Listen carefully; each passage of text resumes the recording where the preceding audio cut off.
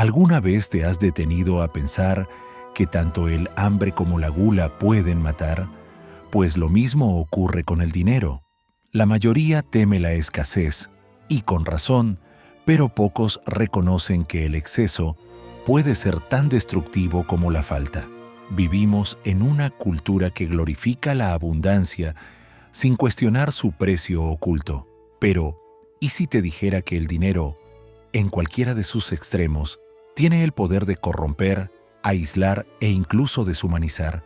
Hoy vamos a adentrarnos en una zona de reflexión incómoda, donde lo mucho y lo poco colisionan, y ambos revelan lo peor de la condición humana. La falta de dinero es visible, duele en el estómago, oprime el pecho, humilla en silencio, convierte cada elección simple en un dilema cruel. Las personas se ven obligadas a intercambiar tiempo por migajas, dignidad por supervivencia. Es un veneno lento que corroe sueños y transforma el futuro en un laberinto sin salida. La pobreza empuja al ser humano a los límites de la existencia, donde los valores se ponen a prueba y la esperanza, muchas veces, se desvanece.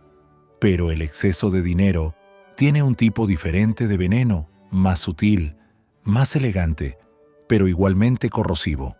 No grita de hambre, pero susurra en vanidad. No duele en el cuerpo, pero anestesia el alma.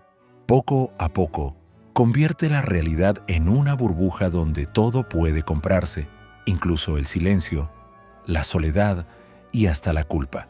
El exceso de dinero no impone límites, y es precisamente por eso que se vuelve peligroso. Elimina la fricción de la vida y con ella el sentido de humanidad. Mientras que la escasez obliga a mirar hacia afuera, al mundo, en busca de una solución, el exceso invita al narcisismo. La falta conecta a través del dolor. El exceso aísla a través del privilegio. Ambos, sin embargo, generan rupturas. La falta separa a quienes tienen de quienes no tienen. El exceso separa a quienes tienen de quienes aún sienten. Y al final, ambos crean muros, invisibles, altos, intransitables. Existe una ilusión profundamente arraigada en la sociedad, que más dinero siempre será mejor, pero en algún punto, esa línea se curva. Lo que antes liberaba, ahora aprisiona. Lo que protegía, comienza a asfixiar. El dinero comienza como una herramienta, pero fácilmente se convierte en amo. Y el ser humano, en lugar de dominar la riqueza, se somete a ella, incluso cuando tiene lo suficiente para no preocuparse nunca más. La miseria enseña el miedo. La abundancia enseña el desapego, pero no el bueno, sino ese que distancia, que desvaloriza el esfuerzo, el tiempo e incluso a las personas. Cuando todo se vuelve fácil, todo pierde valor, incluso aquello que no tiene precio. Y así, vemos a ricos infelices, rodeados de comodidad, pero vacíos, pobres agotados, rodeados de lucha, pero aún capaces de sentir. El problema no está en el dinero en sí, sino en la ilusión de que lo resuelve todo. Cuando falta, el dinero parece ser la única salida. Cuando sobra, parece que nada más importa. Y esta dualidad nos arrastra a extremos emocionales y morales, donde la esencia de lo que somos se pone constantemente en juego. El dinero, como un espejo distorsionado, solo amplifica lo que ya está dentro, sea la miseria, sea la soberbia. En el fondo, la pregunta no es ¿cuánto tienes?, sino ¿qué ha hecho el dinero contigo? Porque tanto la escasez como el exceso conllevan el mismo riesgo, el de desfigurarnos. Y quizás el verdadero equilibrio no se encuentre en tener poco o mucho, sino en no dejar jamás que nos defina. El dinero, en su esencia, es neutro, un símbolo de intercambio, una herramienta de supervivencia. Pero cuando atraviesa los límites de la necesidad y se instala como el centro de la existencia, algo cambia. Deja de ser un medio y se convierte en un fin. Comienza a moldear el carácter, a influir en las decisiones, a dictar lo que es éxito y fracaso. Y cuanto más se acumula, más revela. El pobre se ve presionado a vender su integridad. El rico, a camuflar su vanidad con generosidad calculada. En ambos casos, la ética se pone a prueba, no por el dinero en sí, sino por la relación que creamos con él. El paradoja está precisamente ahí.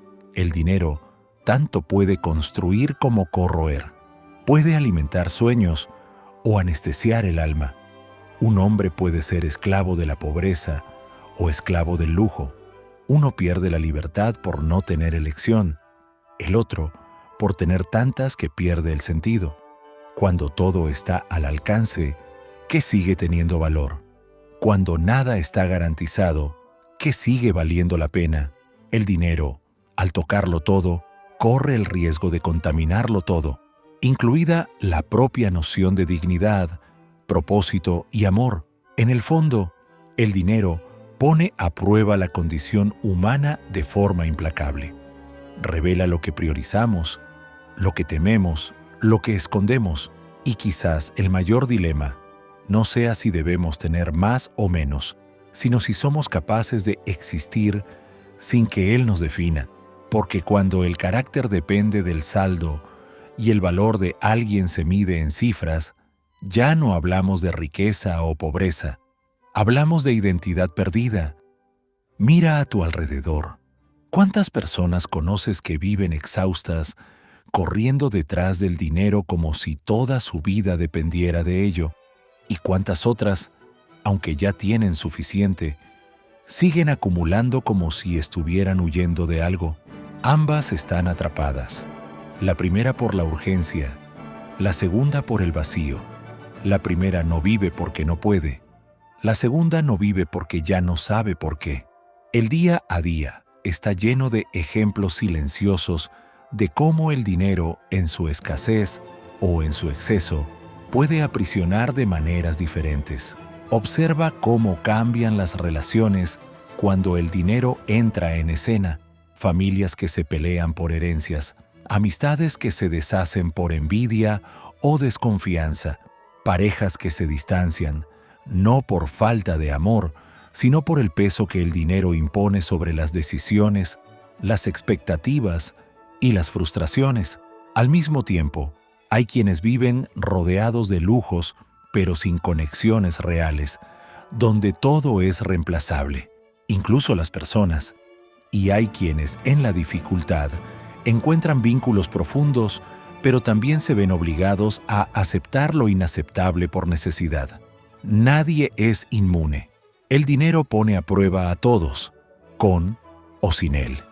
Incluso en las decisiones más triviales, esto se manifiesta. La ropa que usas, el barrio en el que vives, el tiempo que tienes para descansar, todo eso, de alguna manera, está condicionado por el dinero. Pero el problema no es que sea parte de la vida. El problema es cuando se convierte en el filtro a través del cual se interpreta toda la existencia. Cuando la cuenta bancaria define tu valor. Cuando el consumo dicta tu identidad. Cuando el miedo a perder o la obsesión por ganar ocupan el espacio que antes pertenecía a la presencia, a la simplicidad, al afecto. Al final del día, el dinero es solo una lupa. No crea carácter, solo lo revela. La ausencia extrema puede deformar el alma por el dolor y el exceso por la ilusión. Ambos extremos nos alejan del centro, de la conciencia, del equilibrio, de la humanidad. El problema nunca ha sido el dinero en sí, sino el espacio que le damos dentro de nosotros. Cuando permitimos que se convierta en el criterio máximo de valor, perdemos la capacidad de ver lo que realmente importa.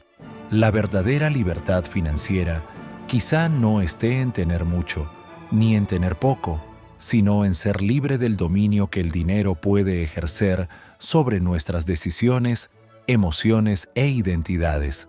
Porque mientras sigamos atrapados en el miedo a la escasez o en la obsesión por la abundancia, continuaremos siendo vulnerables, vulnerables a la manipulación, a la comparación constante, al vacío disfrazado de éxito. La sabiduría está en reconocer el poder del dinero y elegir no inclinarse ante él. Si esta reflexión te movió, te incomodó o te hizo pensar diferente, entonces este canal ha cumplido su propósito. Aquí, el dinero no es tratado como Dios ni como demonio, sino como espejo.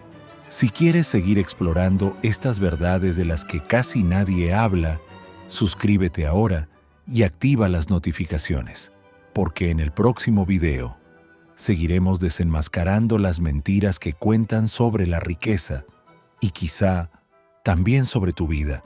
Y antes de salir, piensa, ¿estás usando el dinero o siendo usado por él?